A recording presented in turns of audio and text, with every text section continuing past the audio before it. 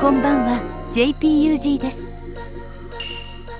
双葉社が先日発売した RC ドリフトカー用サーボ SCD500KS ナックルサーボを購入しました。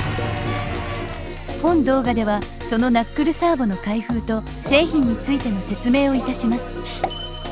それでは早速パッケージを開けてみます。ドリフトユーザー待望のアイテムがベールを脱ぎます。こちらがサーボ本体です。非常にコンパクトかつ精緻な作り込みです。この小さなボディの中にフロントアライメントの自由度を劇的に変える技術が凝縮されています。どの角度から見ても隙のない双葉らしいハイクオリティな仕上げですね。アルミ削り出しの質感が所有欲を最高に満たしてくれます。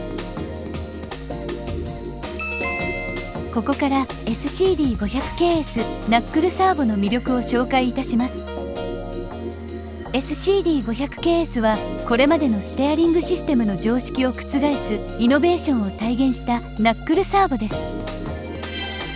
従来のサーボホーンを介したリンケージ構造から脱却し、サーボ自体をフロントアクスルのナックルに直接マウントすることを想定したこの設計は、ドリフトマシンにおけるフロントセクションの構成に革新的な変化をもたらします。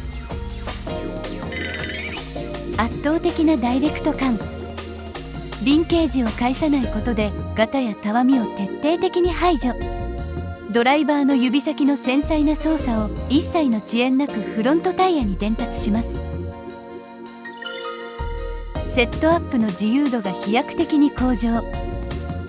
サーボの配置がナックル付近へ移動することでシャーシ中央部のスペースが大幅に開放。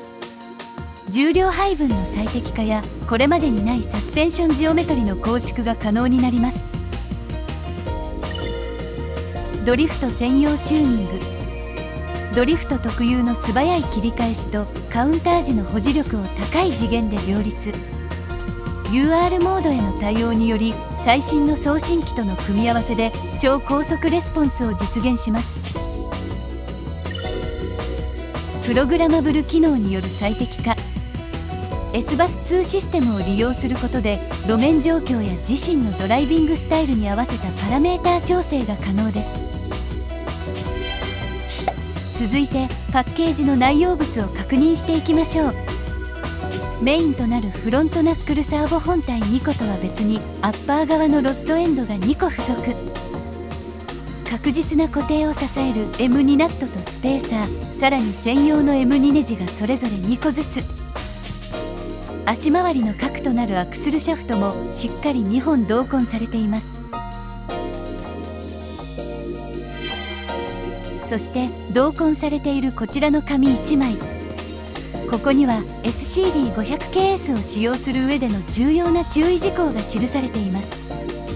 またウェブ版の取扱説明書へアクセスできる QR コードも記載されているので、組み込み前に必ずチェックしておきたいですね。